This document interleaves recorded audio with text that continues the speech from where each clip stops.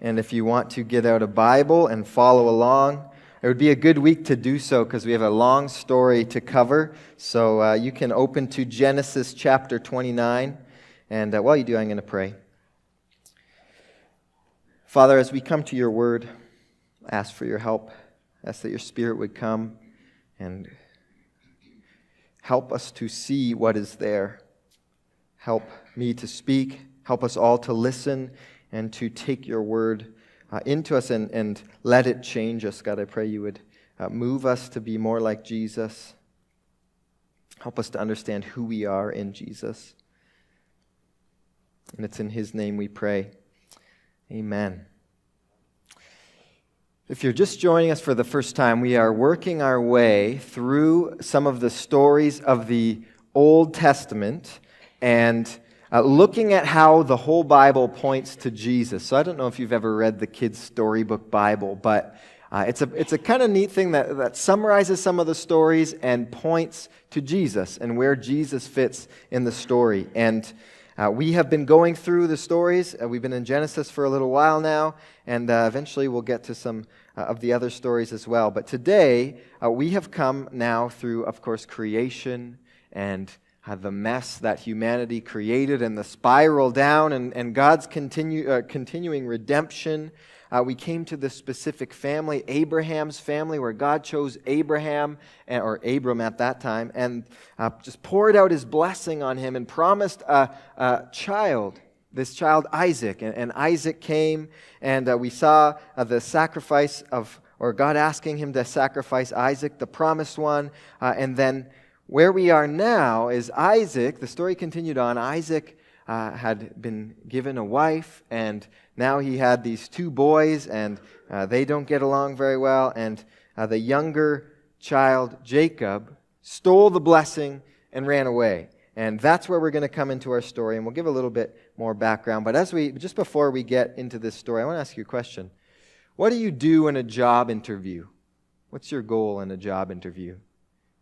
Yeah, to get a job. That's right. Your goal is to make the other person realize, that you're good enough, that you can do this job. In a sense, you're kind of going on and you're going in and you want to make yourself look good. Right? The point is to emphasize the strengths you have for the job and minimize probably the weaknesses. And I've had several job interviews, and I remember one time in high school, I was getting interviewed to work at the Source. I applied at the Source. Thought that would be kind of neat, working with electronics. Got an interview, and honestly, it was the weirdest interview I ever had. The guy interviewing me, he wasn't the manager, he was just the supervisor, I guess. And I think he's probably in his mid to late 20s, and he's asking me the weirdest questions. One of the questions he asked me is, if you were an animal, which animal would you be? And I was like, I did not prepare for this, right? But I think I said golden retriever or something like that, right? It was like loyal and fun, right? And he asked me, if you caught me doing something illegal, would you tell the manager? And I was like, that is a trap. Yes, I guess. And it's safe to say I have never worked at the Source. Actually, I had another tech store too. I go into Best Buy. This is when I was in university and I was trying to find a job. Not the best history with tech stores, but anyway. I just went in and I dropped off my resume. Okay, that was like my first point of contact, and I dropped it off to the guy who was, I guess, overseeing the laptops and the computers. And he's like, okay, do you want an interview? And I was like, well, yeah. And he says, okay, let's do it. And I was like, right now? Said, yes. I said, okay. And we walk over to the computers, and he's like, sell me this MacBook. And I was like, okay. And so I, as a little bit of a salesman, I was asking about what he needs and, how I could maybe help him find something. And he says, so what are the specs of this? And I was like, what do I say to that, right? I have no idea. It's just random MacBook we picked, right? And so, yeah, I didn't work at Best Buy either. But now, what does this have to do with our story in Genesis 29?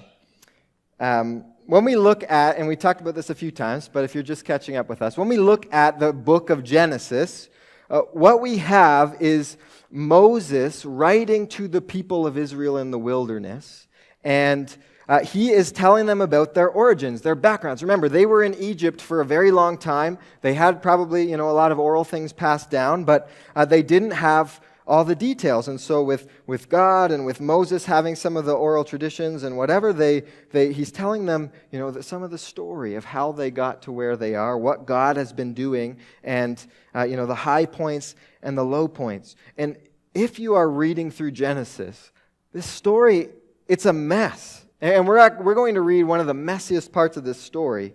And this family is not, this nation that coming in as a nation, Israel, if a family of Abraham becoming a nation, they are not passing the job interview. Or they are not giving all these awesome strengths to say, look how great this nation is.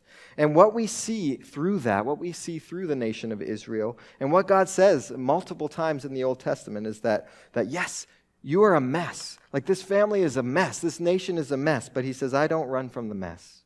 I redeem the mess. And that's what we're going to see about God today. And so with that, we're going to dive into this story. It is a long story, 2 full chapters, so we're not going to touch on every word, but we're going to kind of work through a summary. And so if you want to follow along and see some of the highlights that I'll point out, that'd be a good idea. But where we are, we're coming off a big moment for Jacob. So as I briefed over in the beginning, Jacob is the son of Isaac, right? So we have Abraham, Isaac, and Jacob. And Isaac was the child of promise. The covenant was passed through and confirmed to him.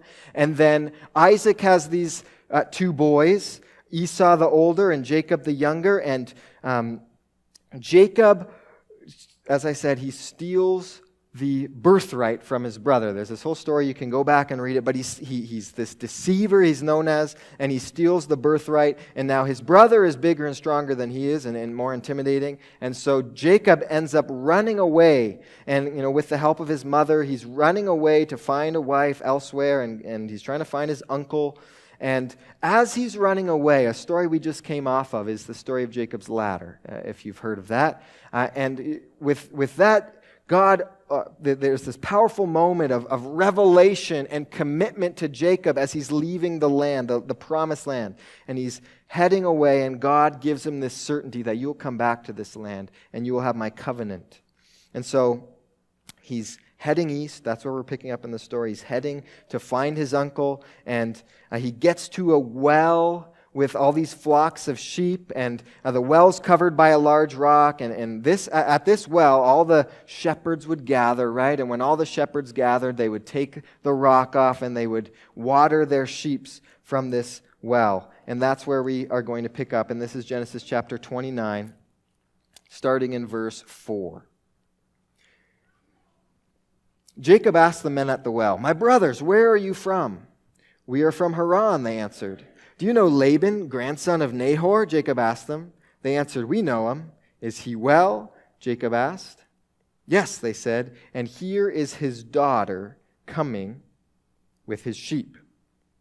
Now again, if you had been reading along, which I know lots of you are, if you had been reading along, this starts to sound familiar, because Isaac, when he was getting a wife, Abraham sent his servant comes and meets the shepherds, and he ends up at the well meeting Jacob's mom, Rebekah.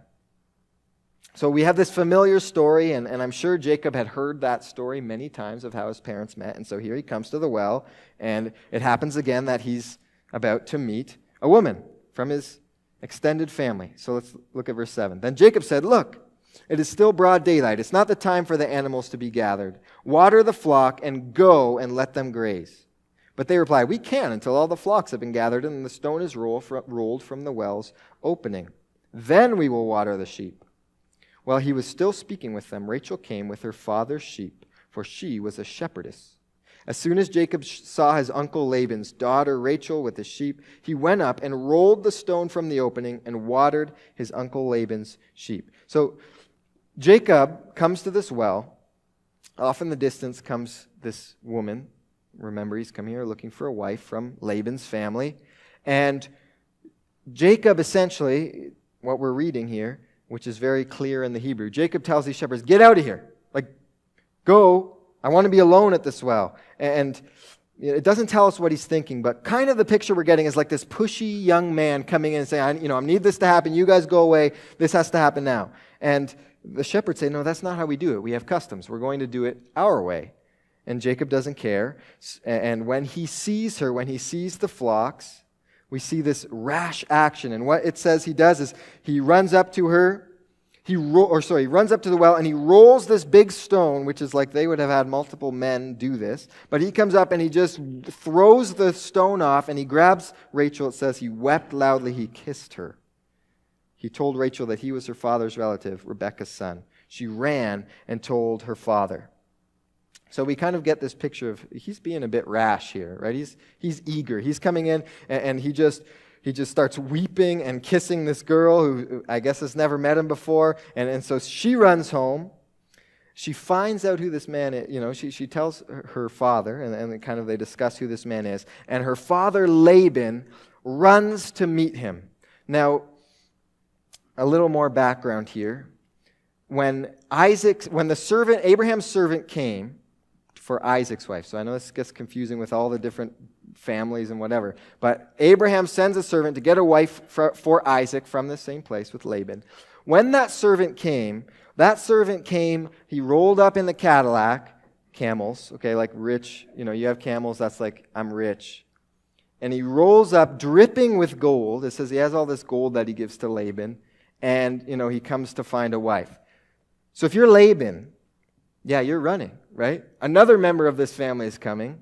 And I'm running up, and he runs over to meet with Jacob. And let's pick it up at verse 13. When Laban heard the news about his sister's son Jacob, he ran to meet him, hugged him, and kissed him. He took him to his house, and Jacob told him all that had happened. Laban said to him, yes, you are my own flesh and blood. After Jacob stayed with him a month, Laban said to him, just because you're my relative, should you work for me for nothing? Tell me, what should your wages be? Now, if you read commentaries about this is some Hebrew's hard to translate, right? We don't have all the pieces of the puzzle sometimes, but according to some of the commentaries, this verse 15 is full of disappointment, which again, with that little bit of backstory, we know he's run out to meet this guy, and here's this young kid who comes and hangs around for a month and doesn't do much, apparently. Jacob said, and so Laban says to Jacob, if you're going to work for me, what should I pay you? And we start to get, again, which we would have seen in the last story, Laban is looking for what he can get out of this. Okay, and so he asks, what should I pay you? I want you to work for me. What should I pay you? We get a little bit of manipulation. Perhaps Uncle Laban can profit from this situation. Now, verse 16 says, now Laban had 2 daughters. The older was named Leah, and the younger was named Rachel. Leah had tender eyes, but Rachel was shapely and beautiful. Jacob loved Rachel, so he answered Laban, I'll work for you for 7 years for your younger daughter Rachel. Laban replied, better that I give her to you than some other man. Stay with me. So Jacob worked 7 years for Rachel. So as we can see, which was kind of apparent at the beginning, Jacob is obsessed with this girl, okay? And like he had wept and kissed her, and this was the girl he wanted to marry. And we find out here, there's an older sister as well, and the literal Hebrew is this older sister has weak eyes. That's kind of a foreign term to us, but we do know a couple things. In history, at this time, a woman with bright and sparkling eyes was like a symbol of beauty. Right? A woman who had these lovely eyes was a symbol of beauty. And we know here, we see that there's this contrast, right? It says Leah had weak eyes, but Rachel, she was shapely and beautiful. So we get this contrast, which basically says Rachel is hot and Leah is ugly. And Jacob loves Rachel. So, what is he going to work for? He says, I'll work for your daughter Rachel. And listen, this is more rashness. This is more eagerness. Okay, this is an emotional offer, like in the moment. So if we thought in modern terms, the bride price for kind of a middle-class woman was the equivalent of like $50,000 to $60,000 in terms of normal wages for a laborer. Jacob comes in and says, I will work 7 years for your daughter. Okay, and if we say, well, what's the equivalent to 7 years? That's about $40,000 a year, right? So basically, Jacob, lovesick, wanting this woman for his wife, is like, I'm going to give you 5 times the normal bride price for this woman. And it says, he's so lovesick, it seems like a few days. And as we continue in the story, it says, finally the 7 years is ended. So he's waited 7 years for his wife. And Jacob comes up to his wife and he asks a question that no father wants to be asked. He says, I'm done my work. Now give me my wife so I can sleep with her. I've done my time. Give me my prize. And again, in the original language, this is eagerness. This is desperation. This is emotional. This is not, polite or mannerly. And so it says they get together this feast. They kind of rush these celebrations. And what does Laban do?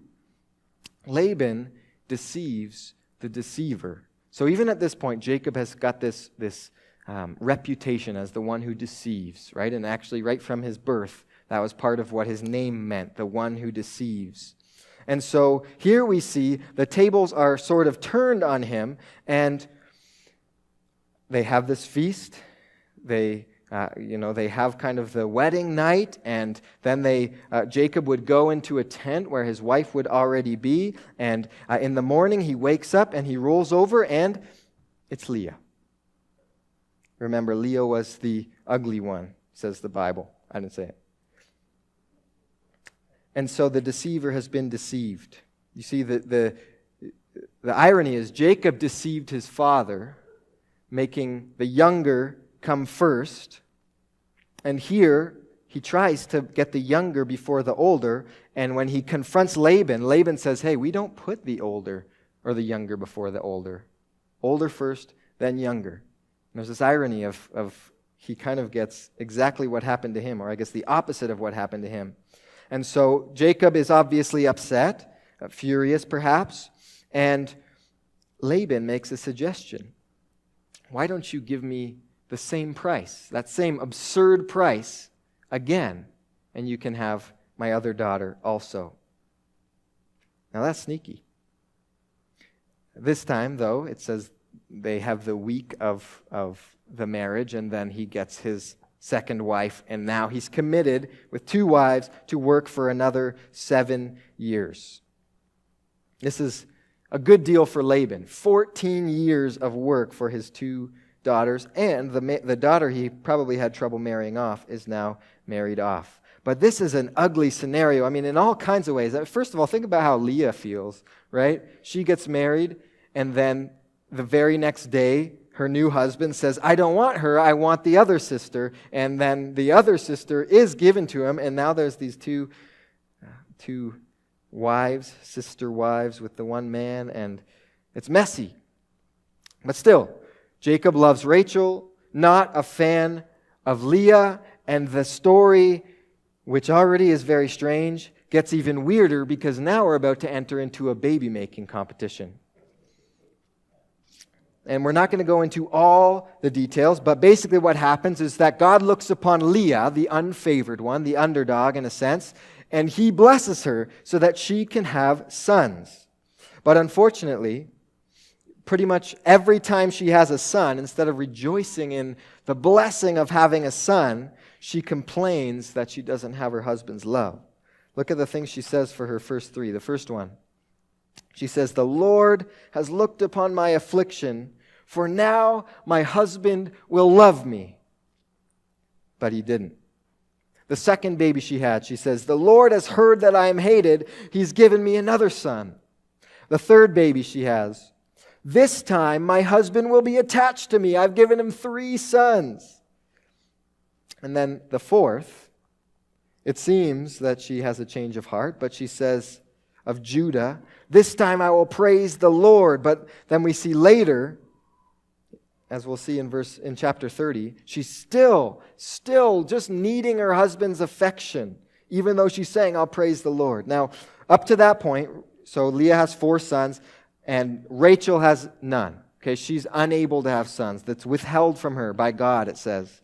And so we look at the start of chapter 30 and we see this. Rachel saw that she was not bearing Jacob any children. She envied her sister. "Give me sons or I will die," she said to Jacob.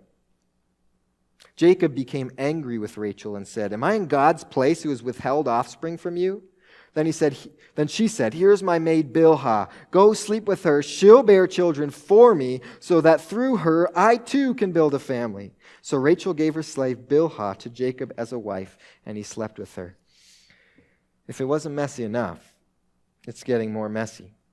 And this sounds familiar. Think about Abraham and the promise with Sarah taking her slave and having children, which also didn't work out very well. Anyway, the servant's given as a wife. Rachel is angry and jealous and bitter, and then she has two children through her servant, and she says this, "With mighty wrestlings I have wrestled with my sister, and I have prevailed." Now that is a petty thing to say when you have a kid, isn't it? Like you have a son and you say, "Yes, I'm finally better than my sister." But this is this family. And then she has another one. Leah, now that her sister has had a child, Leah says, "Well, I've got a servant too, and I'm not having any more kids right now, apparently." And so she gives him her servant, and there's just more mess, and the mess just keeps piling up, and the tension. And I mean, you could see that this is a very tense situation. Like the relationship with these sisters is just so bad, it blows up. Look what it blows up over. Chapter 30, verse 14. Reuben, one of the kids, went out during the wheat harvest and found some mandrakes in the field. When he brought them to his mother Leah, Rachel asked, "Please give me some of your son's mandrakes." But Leah replied to her, "Isn't it enough that you've taken my husband? Now you also want my son's mandrakes?" "Well then," Rachel said, "he can sleep with you tonight in exchange for your son's mandrakes." When Jacob came in from the field that evening, Leah went out to meet him and said, "You must come with me, for I have hired you with my son's mandrakes." So Jacob slept with her that night. This is messed up. Honestly, this is weird, right? And now like this blows up over flowers. And I mean, think about how, I've hired you, husband, with some flowers that my son got me. Or that, yes. So Laban and Leah and Rachel, it's just an ugly family. This is just an ugly story. And we see that such mercy of God that He is involved with this family. Even though right now in this point, this family has not, they don't care about God. They're doing all these things. They're fighting between each other. The covenant with God isn't even mentioned here, and yet God is still listening. It says God listened to Leah. He bears her another son. God remembers Rachel, and He blesses her with a son. God is still there, even though there's this big mess. And that last son, when God finally remembers Rachel and blesses her with a son, that's in verse 24 of chapter 30. She names him Joseph and said, "May the Lord add another son to me." I want to step back for a moment and just look at the people in this story for a second. Each of these characters is chasing something. We see these desires in this story. So we look at Jacob, okay? First, Jacob comes in trying to find a wife. He's eager, he's rash, he becomes obsessed, right? He throws away all wisdom. 14 years for a girl he's infatuated with. 14 years of his life. And then he rejects his first wife the day after their wedding because he didn't get his way. He's seeking pleasure. He's working from emotion, right? He's in love and nothing else matters. Pleasure and a desire have this way of cutting through rationality, this way of causing people to make stupid decisions. And we don't have to do a show of hands. But I would assume many of us have been there where we have these emotions, we have these desires, and we just make stupid decisions. We feel strongly about something, and nothing else matters. I'm going to do that. Forget everything else. Forget logic. No matter what, I'm going to have what I want. Right? This is the idea of chasing feelings. That's Jacob. Then we see Laban, and really from the last story with Laban and this story with Laban, he's easy. He takes advantage of people so he can get what he wants. He's greedy. He's selfish. The last story when the servant comes, he's like, oh, welcome, blessed of the Lord. What are you going to give me? And then Jacob comes and it's like, oh, you're my flesh and bone, so work for me. How can I make you work for me? He's this deceptive, I manipulate, I want more for myself, I'm selfish, I'm greedy. And I mean, we all have these tendencies, right? I just want stuff, I'm thinking of myself more and more, people don't matter as much as what I want. We can be like that. Now, Leah's pretty clear as well, honestly. Like when you look at how she names her children, she is like every time, I hope my husband will love me. I hope I'll have acceptance. And her bitterness is like, you're trying to take my son's flowers. You already took my husband. Now you want my flowers too. She wants acceptance. She wants to be loved. Something probably she hasn't got her whole life as the ugly sister. And this becomes an idol for her, we could say. And we all know that feeling, right? It feels good to be accepted and loved and respected. And when you don't have that, you crave it. We love it when people like us. I don't know if you find yourself there, but craving people's approval. And then Rachel is sad because she's the beautiful sister, right? And then she can't have children, so that's what she wants. Like in the eye, her husband loves her. She has what Leah doesn't have. And yet she's so envious of Leah because Leah's having kids. And she just becomes consumed, right? Like flowers, really? But she's envious of her sister. She wants what she has. She's this coveter. I don't have enough. I have all this stuff my sister wants, but I don't have enough. I need more. I need what she has. I need what someone else has. And again, I don't know if you find yourself, but you look around, like right now, Instagram is one thing. Everything, like literally Instagram is I don't know if some of you older generation are like, what's that? Basically, it's where you post pictures of awesome things you have so other people can like it and think, oh, you're so cool. That pretty much, not everyone uses it for that, but a lot of people do. It's like, oh, look at, people take pictures of themselves, but it's like, I got a nice watch on, and I'm going to show you, right? And it's literally so much of it is look at how much cool stuff I have, right? And that discontentment is rampant in our culture. And that's something about being a human, coveting, wanting what others have. And even when we get it, sometimes we thank God, but then, I need something else. And so we see that in Rachel, this coveting. And when we look at all the people in this story, we see this dissatisfaction. Everyone has some dissatisfaction. I'm greedy, or I want to be like my sister, or I want what my sister has, or, I'll give anything just for this girl. All this dissatisfaction, even harming other people to get it. And we come away from this story thinking, what a messy family. What an ugly family. And my question when I read that is, Moses, why? Why are you writing this? Right? Remember, Moses in the wilderness writing the story of the history of the nation of Israel. These sons, all these 12 sons that come from these 4 women, from Jacob and these 4 wives, the 2 sisters and their 2 servants, all the sons that come, those are the tribes of Israel. These are the heads of the tribes of Israel. And as we go through the story, Jacob, who becomes named Israel later, is like seen as the head of Israel. He's called Israel. The family is named after him. And so it's like, this is the story of Israel. Moses, what are you doing? Great nations don't do this, okay? And if you actually look in history, great nations, when they're writing down, when the kings are writing down about the nation, or when the leaders are writing down about the nation, it's like a job interview. They are emphasizing their strengths, okay? And you can look through all kinds, like Rome, for example. Rome, great nation, their story, there's these demigod twins. So there's the Roman god Mars and a priestess, and they have twins. And these demigods, Romulus and Remus. And the priestesses, they were supposed to be chaste, so these boys are going to be killed. But this pig farmer who they told to kill, the stories are so weird sometimes. They told this pig farmer to kill these 2 boys, Romulus and Remus. And he actually takes them, and he leaves them, and then, of course, a she-wolf comes, and she nurses these boys, and then the pig farmer takes them back, and, I forgot, they're protected by a woodpecker. And the pig farmer comes back, raises these boys, and so when they're old enough, they go out and they kill this king. And then, of course, as they're building Rome, Romulus kills his brother. So Romulus is like this all-powerful demigod, wild man founder of Rome. And it's like this amazing, powerful, impossible story. Or you could look at China. Right? China, the founder, there's this great flood, and a man named Yu came, and he was somehow, with his great power, able to divert the flood waters and start China on this dry land in the midst of this great flood. He saved the day.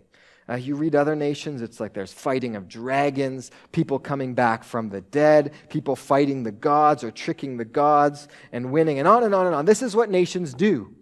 Okay, nations, they have a good job interview. They share their good aspects. They make up a whole bunch of awesome and crazy deeds, and they share those, and that's how the nations portray themselves. So Moses, what are you doing?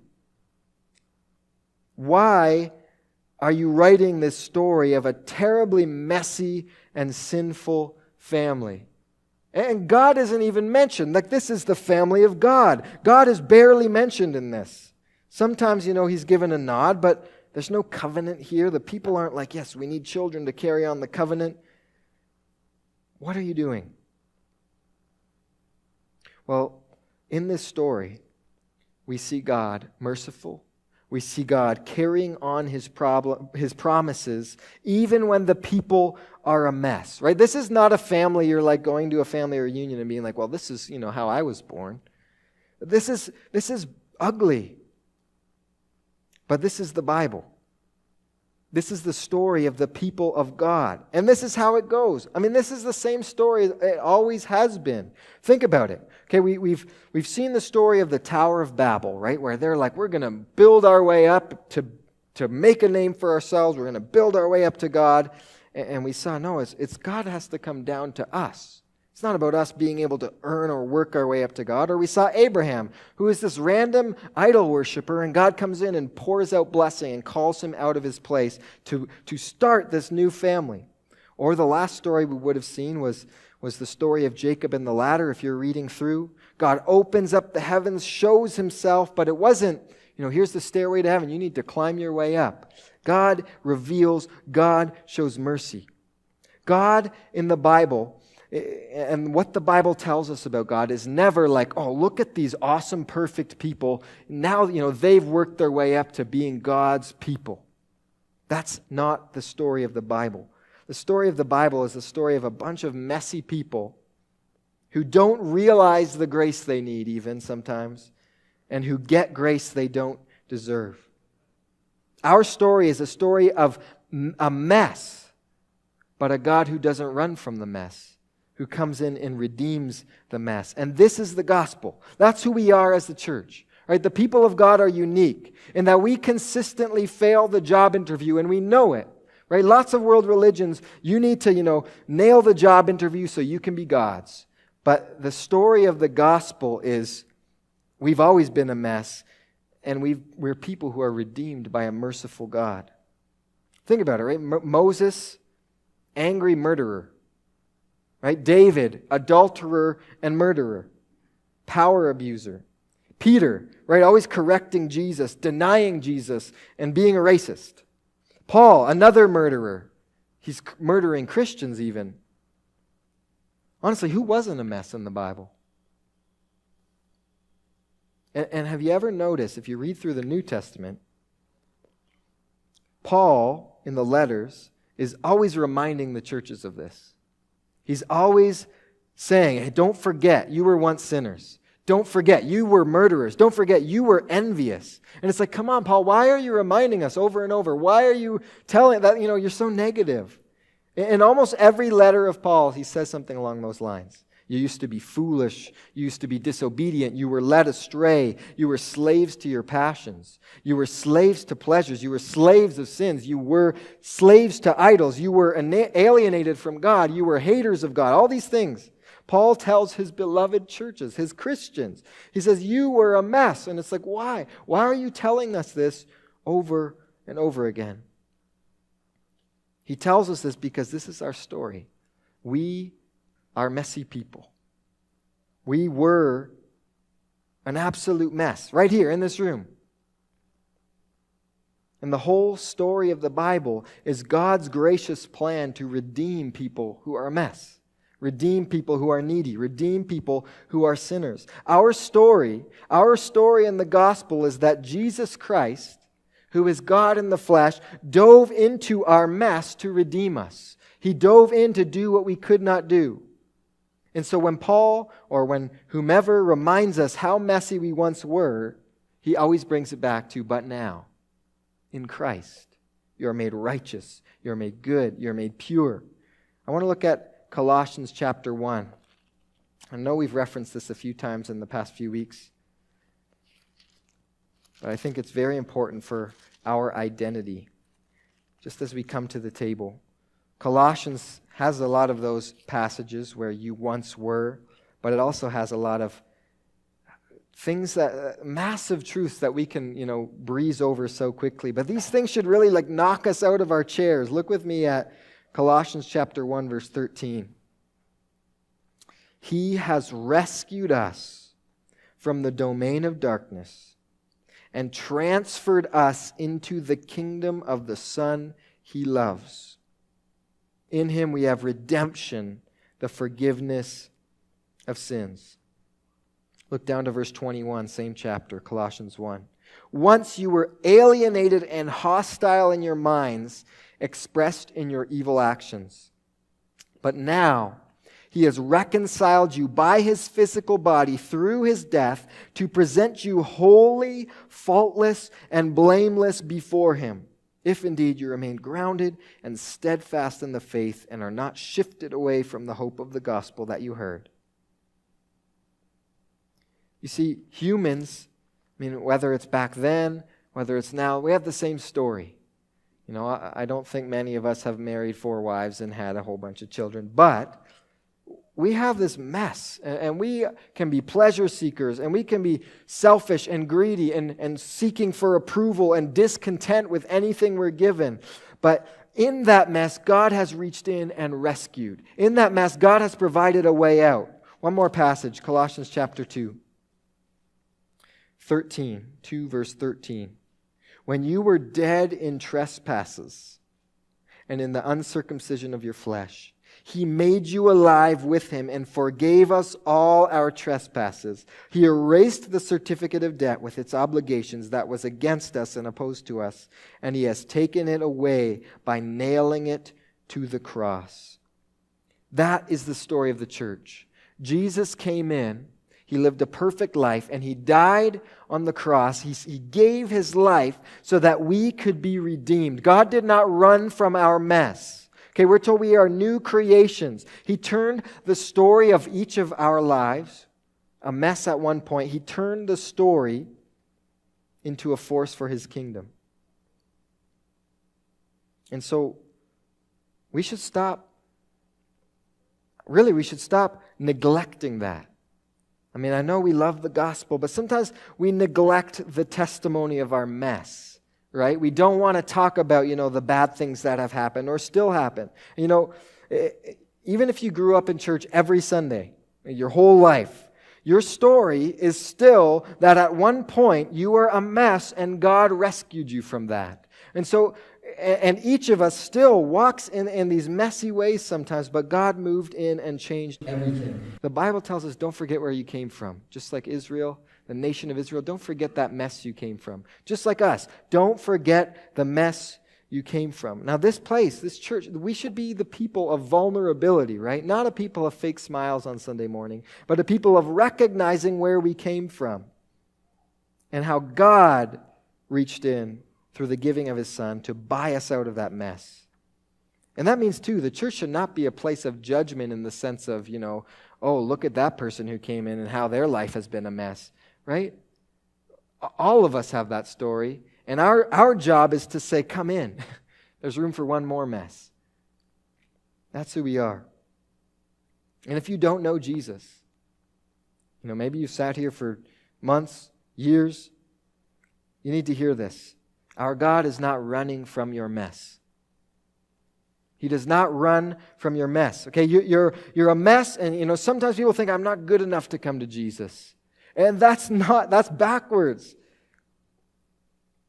Look at this story where we came from. The family line of God's Messiah, right? In that story, Judah, the fourth son of Leah, that is where Jesus came from. That is the line of Jesus the Messiah. This broken, messy, needy family. God is not just working for people who have everything under control, who look so righteous. The Bible actually says God opposes the proud, right? So someone comes in saying, I'm righteous, I'm good. I don't need this. God opposes that. God gives grace to the humble. Jesus does not avoid the mess. He redeems the mess. We're going to come to his table now. And the cool thing about God's kingdom, I'll invite Francois and Devin to come up. The cool thing about God's kingdom is it's pictured a lot of times as an invite to a table. Come and sit and eat. And what we see in the Bible is not, clean yourself up and then you come. It's come and I'll clean you up. And so we can come to this table not because, we're good enough and we've, accomplished our own ends, but because Jesus has made us good enough to come to his table.